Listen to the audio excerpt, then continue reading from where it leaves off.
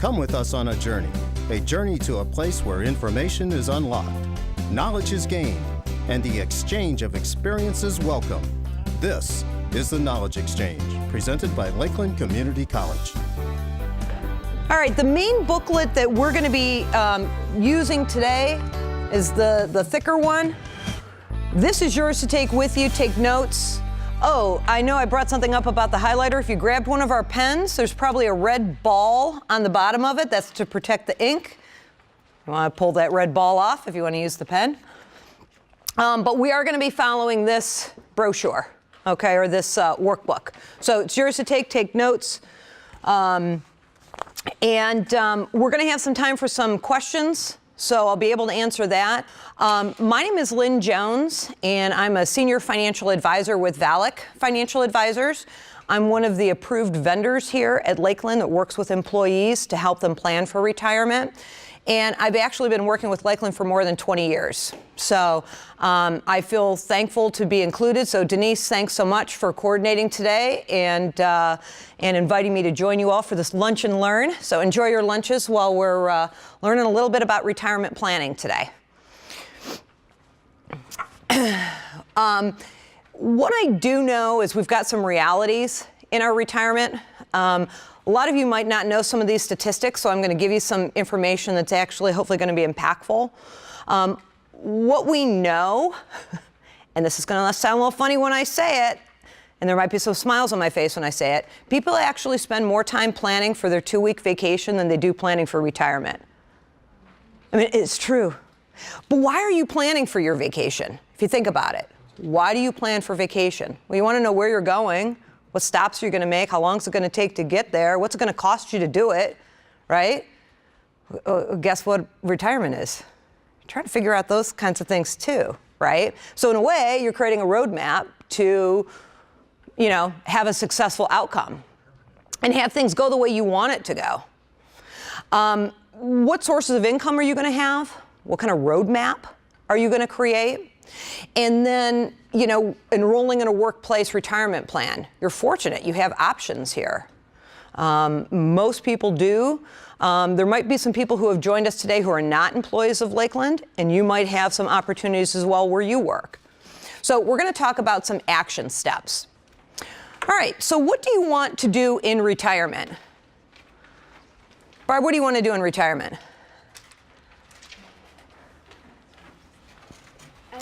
Broad question, isn't it? Yeah. Anybody want to answer?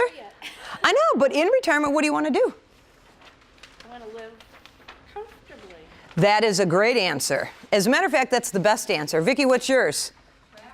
Of course you want to travel, right? You finally have the time to do it, right? Anybody else? What do you want to do in retirement? Can't believe nobody said play with my grandkids. Because I hear that a lot, right? Right? What were you going to say? Yes, see? I knew somebody would say it. All right, you're right. Now, what I know to be true as a financial advisor is you've got some what we call basic income needs. Food, shelter, clothing, transportation, and healthcare, right? Well, what's travel? That's a discretionary need, right? Sits over here. So yes, you want to do it. The goal for me always as a financial advisor is to help my clients do all those things. But if you don't have food, shelter, clothing, healthcare, and transportation covered, gifts, travel, charities, might be something you have to give up. You want it all. You should have it all. But let's talk about some realities. This was put out by the Employee Benefit Research Institute in 2017, so this is very timely. 47% of all Americans have actually saved less than $25,000 for retirement. About 50%. These are things that make me, as a financial advisor, sick to my stomach at the end of the day. What we know is almost a quarter, or 24%, have less than $1,000 saved. Things like that make me think, who has control during their retirement? Doesn't seem like those individuals have as much control. What we know, too, is 59% have never used any kind of retirement income calculator. I don't know. What's it going to be? What do I need? That's a big number, 60% almost. What I would want to improve is the bottom number. Only 18% of people going into retirement feel comfortable and confident. That means 82% don't. That's not a good feeling. So when we talk about the roadmap, you talk about planning, you want to improve those numbers. What age do you anticipate living until? We don't know, right? If we knew that answer, we could do all the planning in the world. What are we thinking today? Probably going to live past 90, maybe there's a chance. What about living to 100? There's a chance, isn't there, right? I'm not saying it's going to be great. I'm just saying it could happen, okay? So I have clients say to me all the time, Lynn, if I save $1 million, am I going to have enough to retire? Well, what a blanket question, right? And I always say, well, it depends on how much you spend every year, and it depends on how long you're going to live. $1 million for some people might be more than enough, and for some, it might not be enough. So, knowing how long you're going to live is important. What I find interesting when I have conversations with people who are getting ready to go into retirement is this is pretty much plays out to be true. So before retirement, I have a lot of people who say to me, Lynn, I expect to work longer. Okay, well, I had a psychiatrist say to me, Lynn, I'm never going to retire. I said, well, it makes it hard for me to do a financial plan for you if I don't have a date that you're going to retire. Let's pick a date. He said, I think I'm going to work till 70. This gentleman has had repeated health issues that have been significant health issues. So he falls into the person who said, I'm going to retire later. 37% say they're going to retire later. Only 15% actually do. And again, this gentleman's situation was health related. What we're finding is a lot of people also have to care for their aging parents. So I've had clients say to me, well, my wife retired earlier than me. I'm still working because we got all 4 of our parents are alive and she's taking care of them. I mean, that's kind of the reality. 67% going into retirement say, I'm going to work in retirement. I'm going to get a part-time job. I will tell you, I hear this all the time. I'm absolutely going to do it. The reality is 27% do. So I'm trying to shake you a little bit and get you to think that what people perceive that they're going to do and what they actually do sometimes aren't the same things. So just be careful and be aware of that. We know that you can live to age 100 now. What have we learned about breakthroughs in medical technology? I get migraines. They're basically saying, I'm going to take one pill and this other person who has a migraine headache is going to take a different pill. That's just one segment. They're unraveling the DNA. Do we think that all this, we can live to 100? Yeah, I think maybe. Life expectancy in general for men, 84. For women, 86. What we know to be true is if you're a married couple and you live to be age 65, there's a 50% chance one of you is going to make it to 92. That's 8 years away from being age 100. I can look at my personal situation. How long am I going to live in retirement? I, like you, say, I don't really know, but I'm going to look at my family history and say, I have 3 grandparents that lived over age 90. Both of my parents are still living at 88 and almost 83. Their minds are pretty good. Their bodies are failing them. Okay? So I look at that and say, whoo, I'm going to be one of those people that's going to live a while. I might be one of these people that hits 100. Not what I'm going for, but it might happen. When people go into retirement, for most people, they tell me that they need about 80% replacement of income that they made before they retired. Some people will go 70, 75%, but in general, think about what you're making right now. Could you take a 20% pay cut, boom, right now? You have to think about it, right? What if you took a 25% pay cut? No matter what do we know? You're going to go into retirement and you're going to take a pay cut. So is 80% enough for you? I don't know. What we know is whatever your number is, inflation, or the cost of goods and services as they go up over time, has increased by about 3%. For those of us who are around in the 70s and 80s, where was inflation? Really high. Where's inflation been in the 2000s? Really low. Okay? So we can look at that as a historical number. So whatever your number is on the pre-retirement income that you think you're going to need in retirement, just know every year, Costs of goods and services are not going to stop going up just because you chose to retire. I think of what I made in my salary in my very first job. I think of what I paid for my first car. Postage stamps. What's a postage stamp today? Does anybody know? 55? 55 cents. A few years ago, it was what? 47, 44, 42. I mean, that's the reality. This kind of demonstrates for you, as people transition through retirement, what are some areas that they're going to experience expenses in? What I'm sure you all would agree is that somebody between age 55 and 64 who's retired is going to spend more money. They're going to be more active. There's more things that they're going to be doing.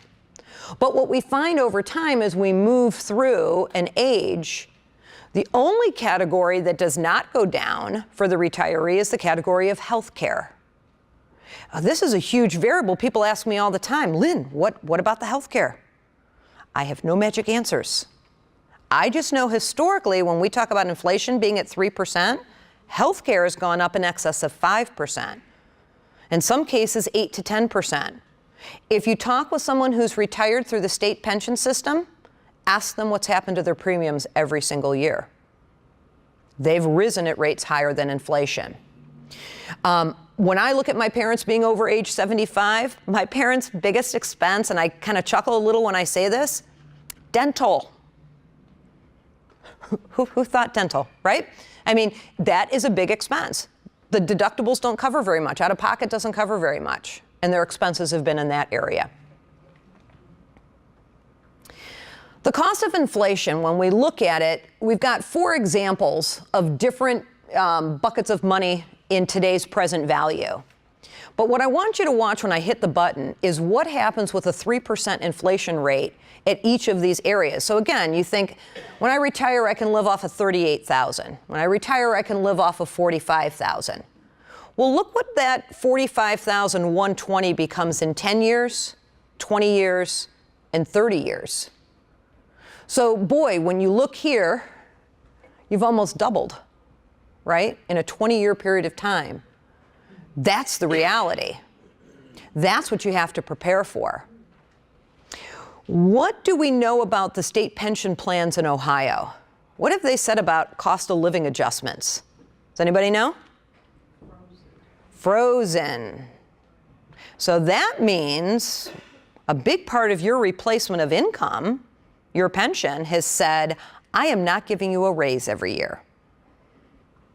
Maybe they'll bring it back. Chances are, I don't think very high, probably, right? They're not required to give you a cost of living adjustment.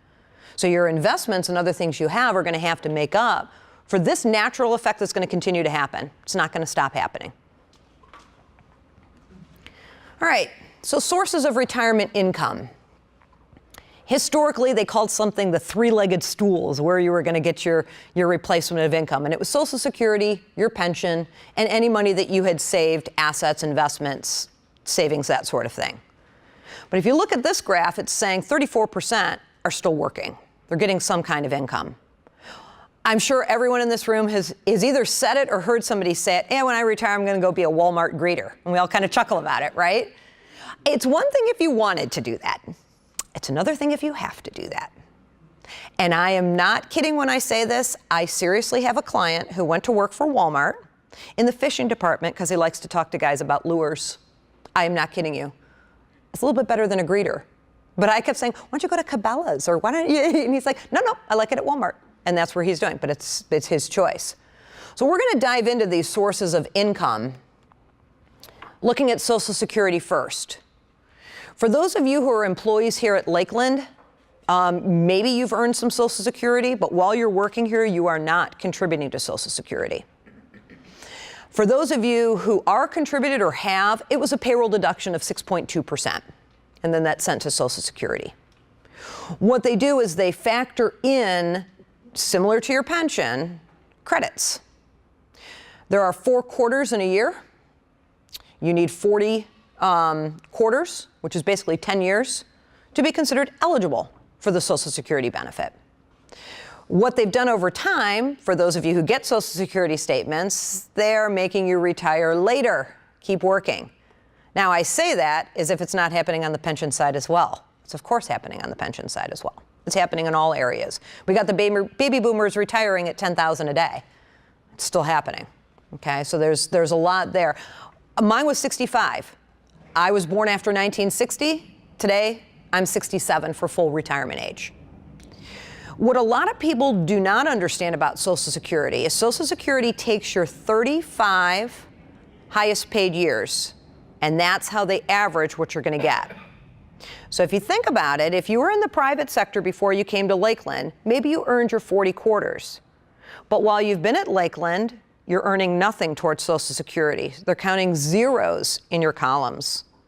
Zeros count as part of those 35 years. So just be aware that I often say to people, be careful flipping back and forth between the public and private side in the state of Ohio, because it can have an impact on both sides. And if anybody has any questions about that, I can talk to you about it privately.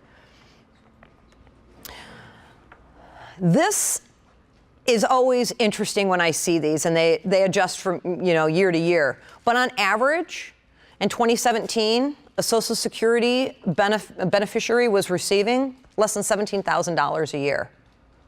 It's a pretty big pay cut. Let's say that they were making $60,000 a year and now they're getting 17 from Social Security. Now, this is an average, so some are getting more and some are getting less, but still that's a pretty big pay cut. And I also look at it and say, well, what if you do live to 100? And what if Social Security doesn't give you a cost of living adjustment? Pensions, they're also known as defined benefit plans. The reason they're called defined benefit plans is there's a formula that they use for what you're going to get. You contribute, your employer contributes. They look at something called your final average salary. Typically, it's your 5 highest paid years average, dramatically different from Social Security's 35 years.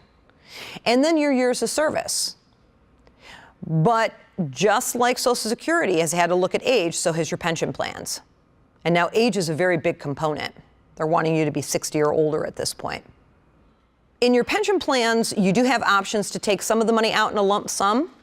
PLOP is an option that you could look at. Most people will set up monthly income, but PLOP, I wouldn't recommend anybody to take 100% out because you have a really good deal going with your pension plan. Okay? All right, savings and investments.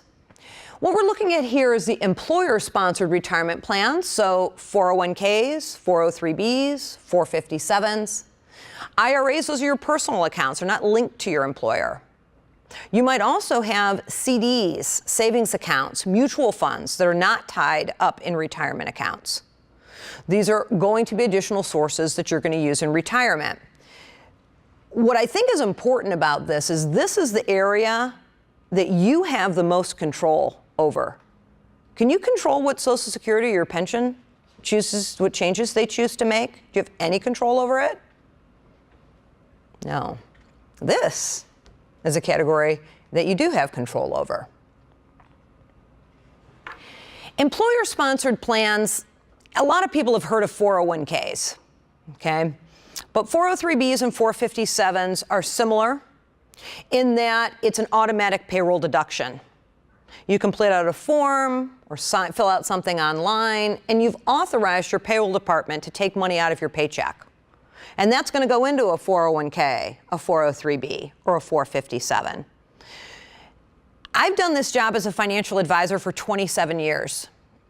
There has not been one day where someone hasn't said to me, I wish I would have started sooner, and I wish I would have put more money away. Every day I've heard that for 27 years.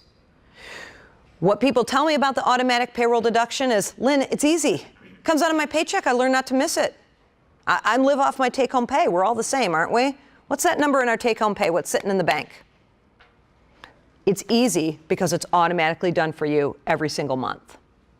What's great about it is any growth you get on it is tax deferred. So you have this compounding of growth that happens without taxation during the years that you're accumulating that wealth. Matching contributions, really that's only available on the 401k side. But what I would want all of you to think about is whether you're an ARP or the pension plan, they are contributing to that. Okay? So the common plans, you've heard me mention the 403B, the 457, and the 401k. When I come to the benefits fair here every year, I will ask people, have you ever heard of do you have a 403B or a 457? And I'm sure I've talked with some of you and you've heard me ask that question. And they say, no, I don't know what it is. And I say, well, have you ever heard of a 401k? And what does everybody say? Yes, I've heard of that. And I know someone who has it. Well, 401ks are for people like me in the private sector. It allows me, it's part of the IRS tax code that says because I work for a private corporation, I can save money on a pre-tax basis and have it grow tax deferred. 403Bs were set up for educational institutions and not-for-profits, like a Goodwill, maybe a not-for-profit hospital. And 457s were set up for governmental, county, state, local governments. Well, guess what Lakeland is? Both governmental and educational. So technically here at Lakeland, you have access to both the 403B and the 457. So the 401k is for people like me outside of Lakeland. There are programs today that didn't used to exist called Roth 403Bs, 457s, and 401ks. And same thing, you could see it's the same category of employees. But let's go into those a little bit deeper. This is the traditional plan, where your money goes in pre-tax. The investment choices that you have are going to vary from company to company. And if you have a 401k like me, my company picks what funds I can pick from. And I always kind of complain, for those of you who are clients of mine, you know I love our mid-cap index fund, which I cannot get in my 401k, and I complain about that regularly. So I have a very limited set of investment choices that I can pick. You probably have much greater choices that you can pick. Withdrawals, typically they're 59.5, is true of most retirement plans, but 403Bs and 401ks do have a piece that says you can access your money prior to 59.5 if you terminate service here in the year you reach 55 or older. So you haven't hit 59.5, but if you're going to hit 55 in the year that you terminate service, you can access money in these plans without a 10% premature distribution penalty. What is going to be important, though, is that your employer signs off saying, yes, you've terminated service. That's the only triggering event. The employer has to indicate that you've terminated. Otherwise, a penalty would apply for a distribution. Okay? The 457 is a little bit different of an animal in that it says, I really don't care what age you are when you retire. You can access money just by leaving Lakeland. So when I meet with people, I have a conversation to say, how long do you think you're going to be here at Lakeland? You're going to be here a while? Are you here on a grant that might run out in a couple of years? And if that's the case, I might direct them more to the 457 because their future might be a little bit more uncertain. This would give them access just by them leaving Lakeland. I fear that if they use the money before they retire, they won't have it for retirement, so it's not something I encourage. But life happens, and accessibility could be an important piece. So the 457 is something that you could look at. What the government, though, thinks, though, is at 70.5, they think they've been so kind to let you put the money in the account pre-tax and grow tax deferred. So they draw a line in the sand and say at 70.5, we're going to force some required minimum distributions. In other words, take some money out of your account so that we can tax it. Okay? Now, it's called a minimum distribution. You can certainly take out more than that number, but you don't want to take out anything less than that number. And that's calculated every year. There's also portability with these plans. You can roll these plans over and do some consolidation into like a rollover IRA. That would be available to you. Now, the Roth side is a little bit different. You're not putting the money in pre-tax. This is a Roth 403B, Roth 457, or Roth 401k. You're putting it in on an after-tax basis. But the benefit is it grows tax-free as long as it's there for 5 years and you're over 59.5. It still will require you to take money out at 70.5. Loan provisions, it just depends on if it's available in the plan. Vesting is not something that you have here at Lakeland. So we won't worry about those bottom two.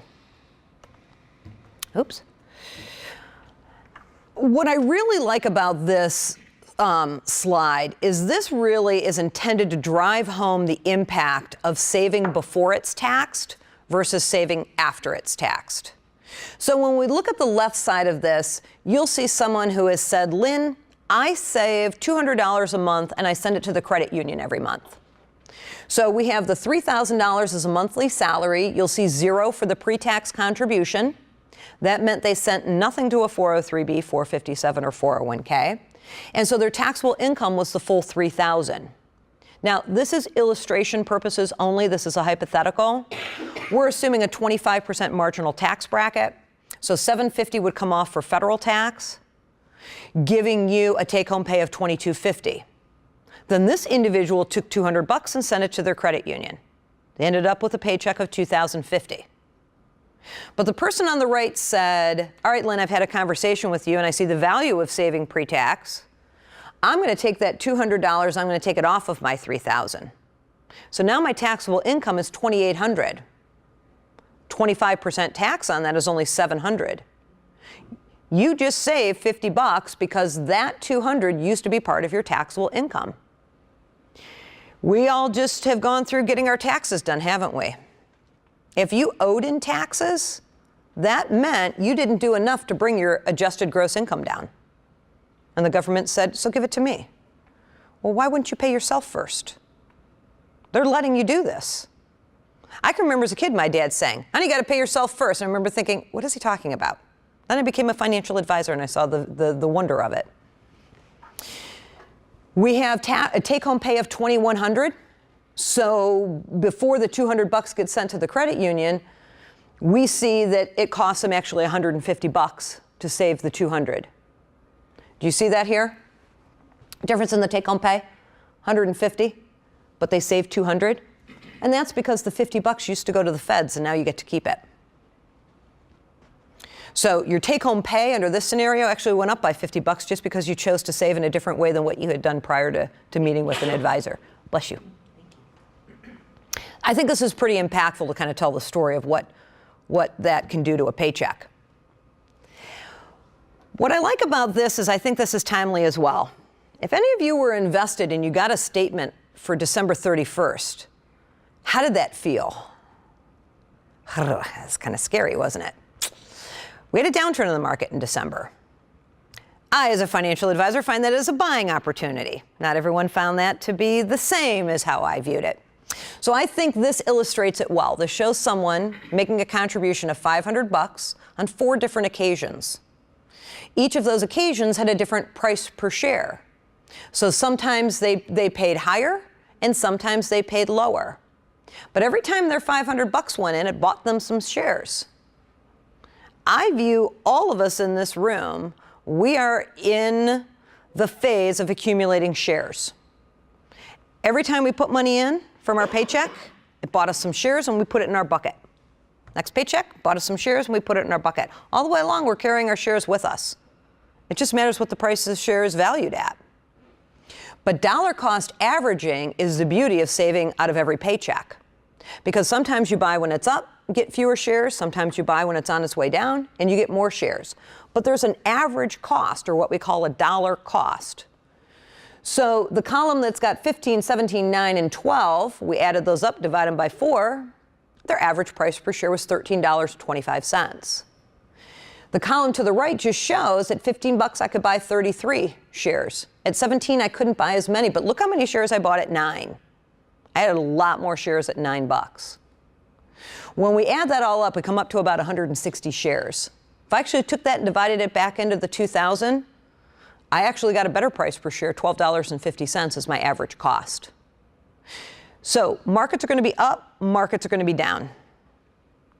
You don't have control over that. What you have control about is continuing to invest when the market is down.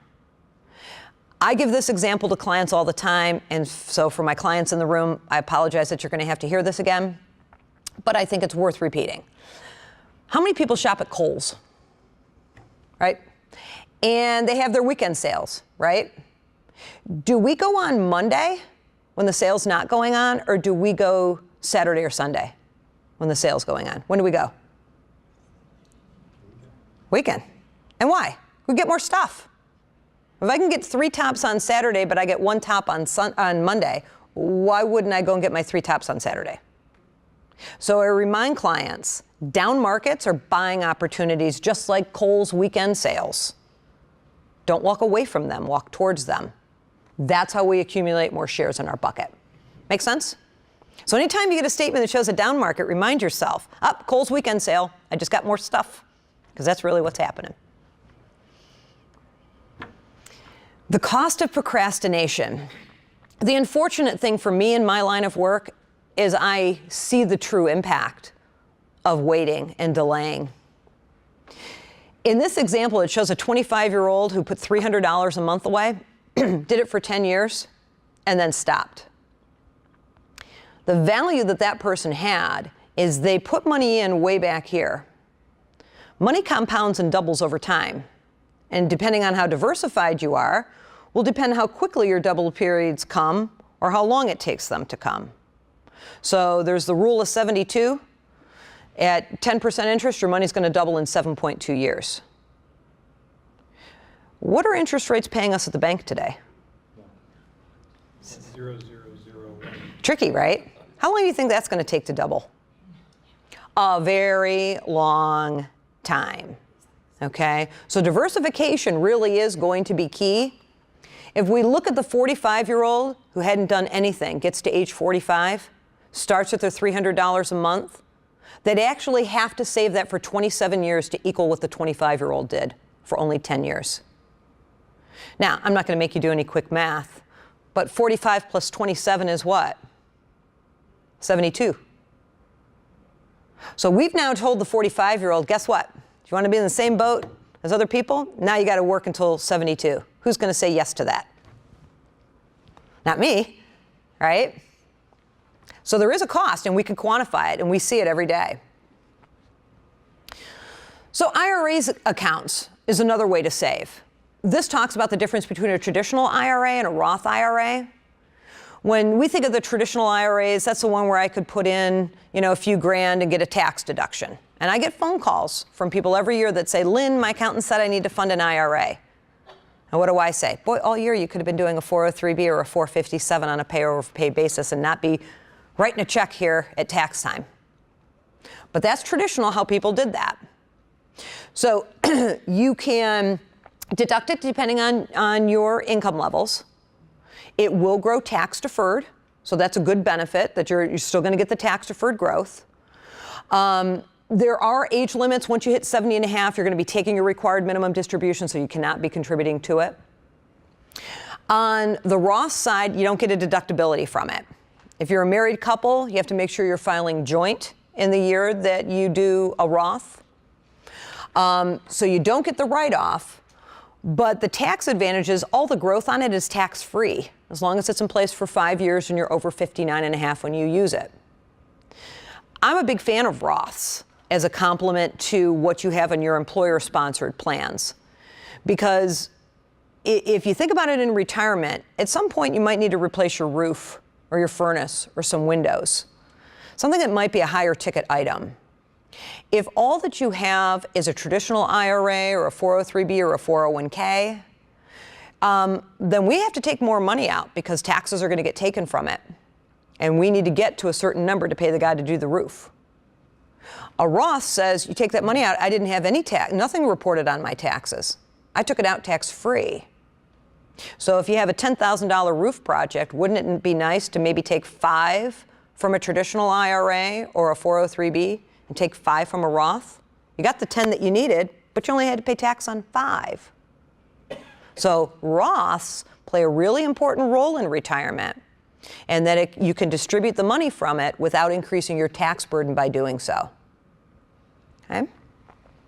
On the Roth IRA, which is different than the Roth 403B, 401k, or 457, you do not have to take required minimum distributions out at 70 and a half. So I get a lot of phone calls from clients that say, hey, Lynn, I didn't take my RMD out of my Roth. Well, they didn't have to. Okay? All right, rollover IRAs. Rollover IRAs is a great consolidation tool. I have clients that use this all the time. Lynn, I have an old 401k from an old employer. I've got this other 457 account over here. I don't like getting all these statements. I want to consolidate it and have it work a little bit more strategically. You can do that without creating a taxable event, as long as your paperwork has been done correctly with that institution. What you're attempting to do is make a trustee-to-trustee transfer. You're not taking receipt of the funds, so it's not going to generate a taxable event. You might get a 1099 that's going to say, in box 7, it's coded with a G that says it was a rollover, but it's not a distribution that creates a taxable event. Okay? You do get the tax-deferred growth that you had where the plan existed before. There are some penalty-free withdrawal provisions for college and first-time home buyers. And there's a lot of flexibility with beneficiaries. For anyone who has ever participated in a 401k, they're very particular about spouses being beneficiaries. Here with 403Bs and 457s, you don't have that issue, but this cleans some of that up and gives you a little bit more flexibility with beneficiaries. There's also some tax benefits for the beneficiaries, and then it creates something called a stretch IRA. And it's basically how they take money out of the account once the original person has passed and they inherited it. Some disadvantages: if you come and take it out prior to 59.5, you're going to have a penalty for an early withdrawal. So you'd want to make sure you kept it in there till 59.5. A little bit less protection from creditors than if it remained in a 403B or a 401k. We'll have to, that would be a matter of discussion to see how important that is to you. And the inability to take out loans. IRAs don't have loan provisions. Did I just jump too far ahead? There we go. Non-qualified deferred annuities is one additional investment choice that you have.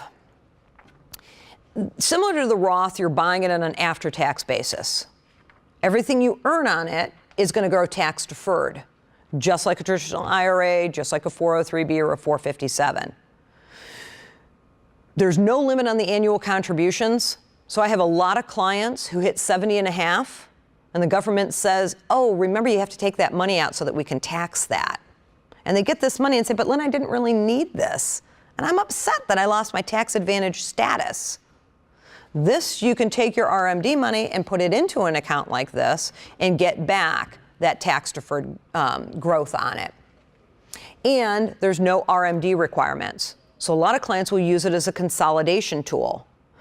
CDs. CD comes due at the bank and you don't like the interest rate on it, you might want to look and see what they're offering on these. It could be a more attractive interest rate, and instead of getting a 1099 every year on your interest, you would not. So the only time you're going to generate a 1099 is when you actually take money out of the investment. And at that point, you're only taxed on the earnings because you already paid taxes on what you put into it. So these are great accounts. I use these a lot.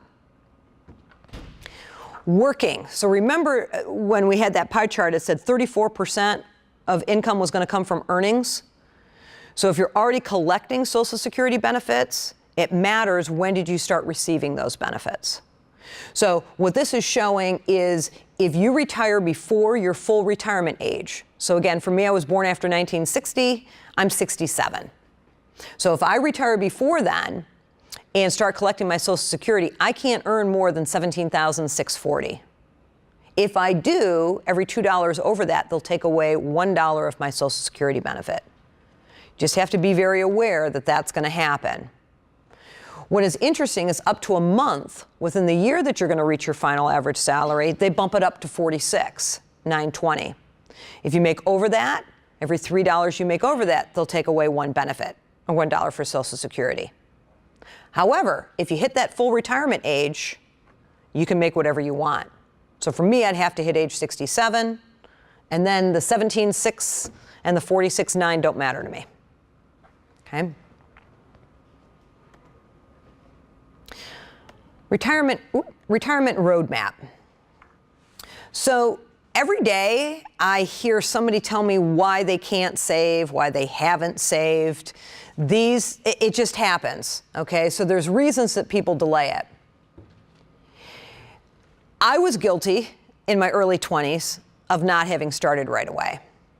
But I had a father who got his 401k statement and called me at work and said, hey, honey, have you started saving into your 401k? And I said to him, oh, we just got married. I don't have any money. And anyways, they make me wait a year before I can enroll. He said, okay. He put it on his calendar and he called me a year later and said, "Hey, honey, you signed up for that 401k?" And I said, "Oh, no. And I'm using these same reasons. I have too many expenses now. I can't afford to save." My dad said, "You can't afford not to." He paused for a minute and told me he was disappointed. Now, it's only the second time my father in my life had ever told me he was disappointed. First time I stayed out past curfew, and I deserved that. But the second was because I hadn't started saving into a 401k. I turned 53 last week. I call my father every quarter when I get my 401k statement, and I thank him. And I tell him how much I have in there. And my dad loves these phone calls.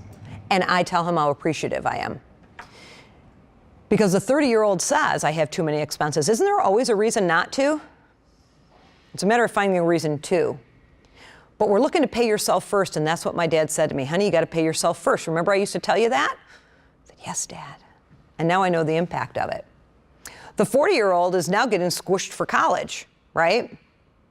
So they're saying, "Well, Lynn, what am I going to do?" Well, remember the example I showed you earlier about the 45-year-old who hadn't started anything and what they had to do? Now I'd say there's some urgency in your 40s. You get to your 50s, now you're part of the sandwich generation, aren't you? Where you're caring for parents and kids that maybe haven't left the nest yet. So there's always a reason not to. I think it's important to find a reason to. We're going to look at Julia, 63 years old. Julia makes $52,000 a year, and she said, "Lynn, I need to replace 80% of my income." Very standard. She thinks she's going to live for 25 years in retirement and wants to know, can she retire in 11 years? She contributes $400 a month into her plan at work.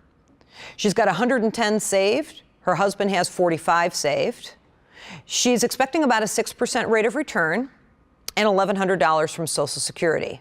She does not have a pension.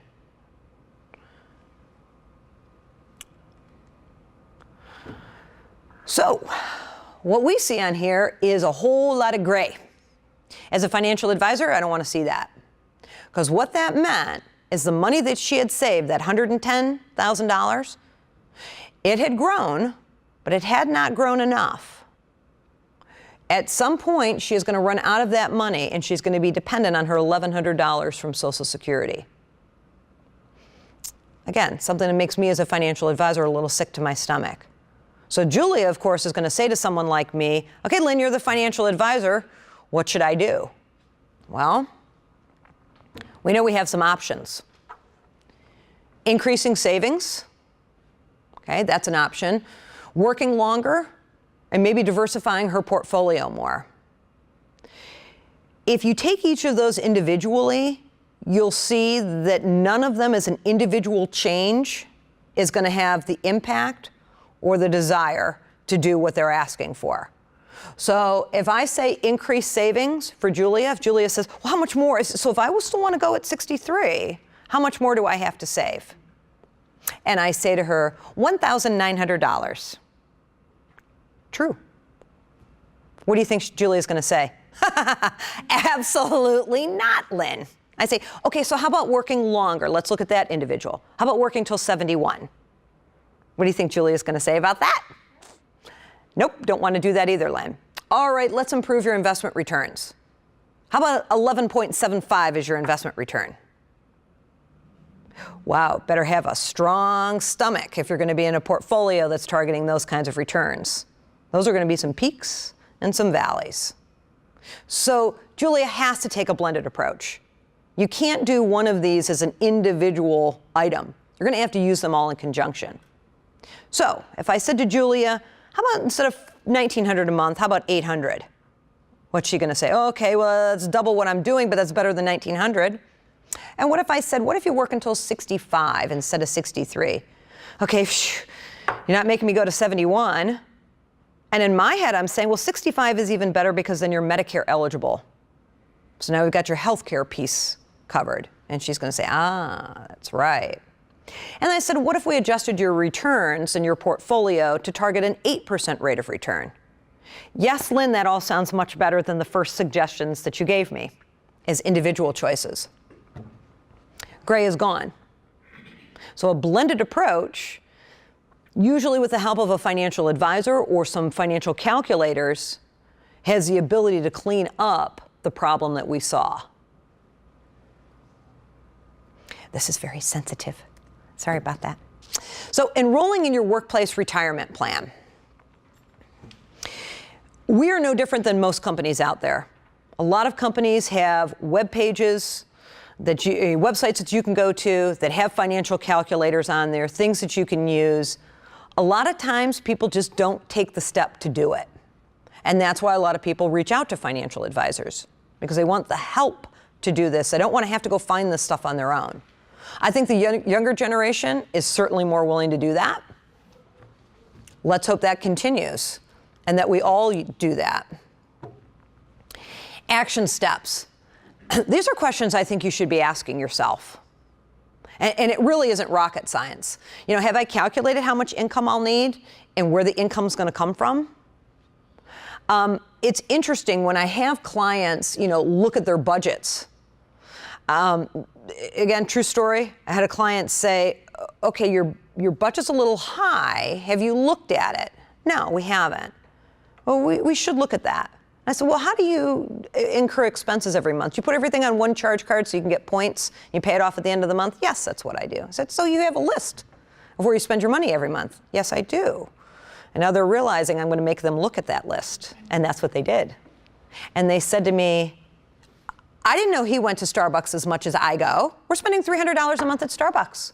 All because they looked at that credit card statement and saw it. That's a big number. They agreed that they're not going to cut out Starbucks completely. But I said, how about, let's come to an agreement. How about $50 a month at Starbucks? What did we just find? We just found $250. Okay? And you know what they said? And we're not buying Starbucks in retirement. We're going to buy the bag of Starbucks and we're going to brew our own coffee and we're going to take it with us. They just saved how much money? They still got great coffee. Okay?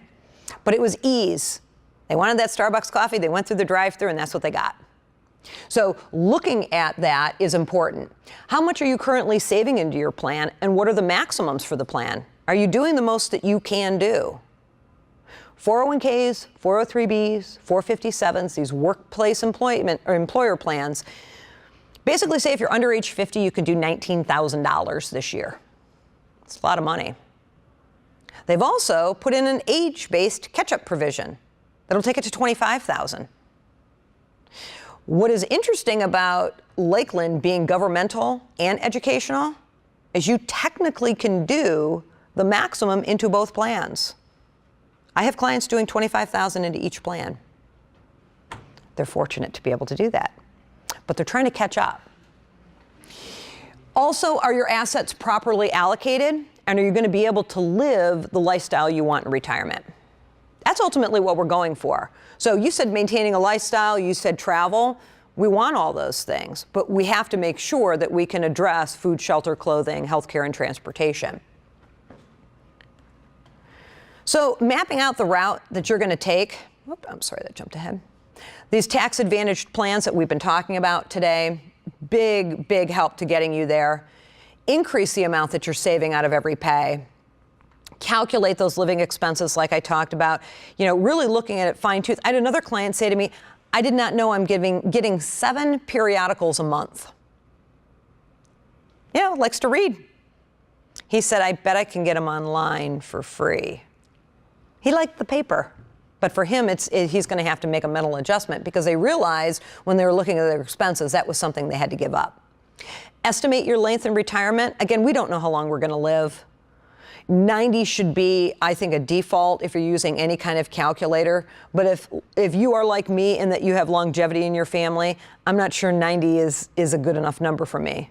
My number's 94. Oops.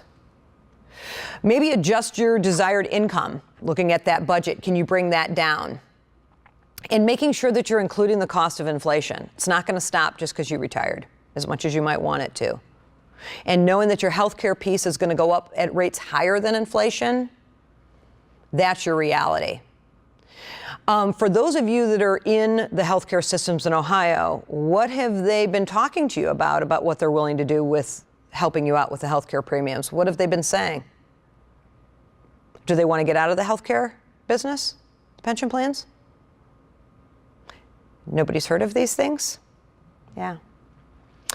In the state of Ohio, we're fortunate in that the legislature has asked the state pension plans to prove that they can pay you your pension for a 30-year period of time.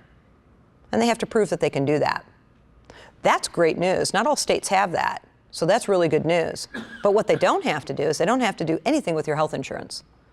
And they don't have to do anything with the cost of living adjustment. And as the pressure of baby boomers continuing to retire, I don't care what system it is, Social Security, Medicare, Medicaid, pension plans, I affectionately refer to the baby boomers as the locusts because there's so many. And we've known how long were they coming? We've known for 65 plus years that they were coming. They're coming. And so there are going to have to be changes to different things. Cost of living adjustments, I think, is going to be a concern for them going forward. Health insurance, it's going to be a concern for the pension plans going forward. They have to ensure they can pay you for 30 years. That's their priority, and that's what they're obligated to do. So just be aware. And then looking at consulting with a financial advisor can certainly help. The benefits of financial planning, really it's giving you a big picture, as well as helping you identify your financial goals and objectives. What's fun for me about my job is every person I meet with has different objectives and different goals. That's the fun part, because I'm trying to solve for different things for different people. But these are your goals, these are your objectives, not anyone else's. Looking at the impact of your decisions. Just quickly, I'll give you a real life story. I did a financial plan for a client who said, I want to retire early. I said, that's fine, but we have to be very, very conscious of your budget and what you're spending, or this isn't going to work. I got a phone call last year from that client, and again, I'm telling you it's true, who said, Lynn, I want to take $190,000 out of my investment accounts. That wasn't part of our plan. Nowhere in our plan did we look for a $190,000 withdrawal. There was a huge impact of that decision. In his head, he was thinking it was a great idea. I'll just say at the end of the day, that was not what he took out of his investment accounts. That was not part of our plan. And I redid a financial plan to show him what the impact of that decision was. And he about fell off his chair. Again, sounded like a good idea at the time. But consulting with someone to say, really? $190,000? That's going to create a math problem, even with the tax man, right? You also want to make sure you're staying on track with your goals. Again, they're your goals, and they're probably going to change over time. You're going to modify those a bit. And then making sure that your course of action needed to achieve those goals. What I like about this slide, and the reason I kept this slide in it, is most companies will provide some financial planning for you. Some might charge you. So you do have to ask the company if they're going to pay, if you have to pay to have a financial plan done. Most companies are between $500 and $1,500 to do a plan. They're investing some time to do this for you. I'm fortunate at my company, they don't make me do that. I do not have to charge my clients for financial plans, and I don't. I find the value in it, and that's why I do it. What this is basically showing you, just visually, is this is how the person's portfolio was invested when they came to talk to me.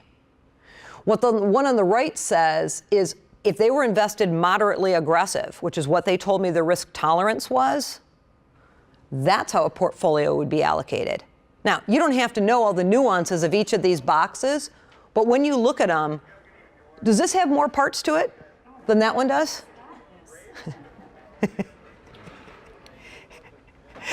Dramatic. Don't worry about it. I didn't make the announcement to turn your cell phone off, so it was my fault. You're fine. Don't worry. Don't worry. No worries. No worries. So what we notice here, just visually, wouldn't you want a pie chart that looks like that actually shows some diversification versus one that doesn't? What it actually was able to prove to this client is that they kept with their path versus going where they were willing to. They picked up an improved probability of success of 11%. Just by reallocating their investments in a more appropriate way. So financial planning should offer you a snapshot of where you are today and what tweaks can you make for tomorrow. This is also something that we have that's called a Retirement Pathfinder, and I do these for clients. This is fairly new for us, but we can see the impact. You know, red is not something you want to see in anything, right? Red's basically saying we've got a problem and we've run out of money. What the green is showing is what your guaranteed income is going to be from your pension or Social Security. But if you see this is going up, it's making an assumption that there's a cost of living adjustment with that pension or Social Security. Will there be? I don't know. So if that's flat, the yellow is indicating that you're using money from your assets. Eventually, the money from your assets is potentially going to run out. In this scenario, it certainly is. So when you use these kinds of programs, you can actually get a live time. Lynn, what if I did this? What if I did that? What happens if inflation is here versus inflation is there? And you can stress test these to see how your portfolio will do. Okay, we're at the end of the presentation. I will answer any questions that any of you have, and I would appreciate you filling out the evaluation form for me. And actually, while you're doing that, you do have a piece of paper that all of you, I think, picked up that looks like this. When you look at this sheet that's here, this actually talks about how much you can save pre-tax versus after-tax, and then how much money you can accumulate over time. So if you look at the third column, it says your out-of-pocket cost. That's that change in take-home pay. So remember when I showed you the $3,000 of somebody's monthly income? The $100 or $200 is the column on the left-hand side. You'd save the $50 that used to go to the feds. So it would only cost you $150 to save $200 out of every pay. And then you see in 5 years, you've got almost $30,000. In 15, you've got $115. It's those buckets of money that says potential account value. That's the money that we use to bridge the income gap between what your pension and Social Security is going to give you and what you realistically need to live off of. So when you look at this, when I'm not with you, you want to look at the third column, because this is what it's going to change your take-home pay by. How do all of us live? We live off our take-home pay. The amount you can save pre-tax, this is the bonus. This is what you would put on the form that you would turn into payroll. Okay? All right, any questions anyone has for me? Did I cover every single bit of it as I needed to?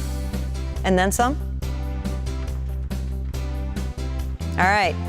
Well, if you would do me a favor, we are out of time. If anyone can stay longer and wants to see the live demonstration of the Retirement Pathfinder, I'm going to pull that up.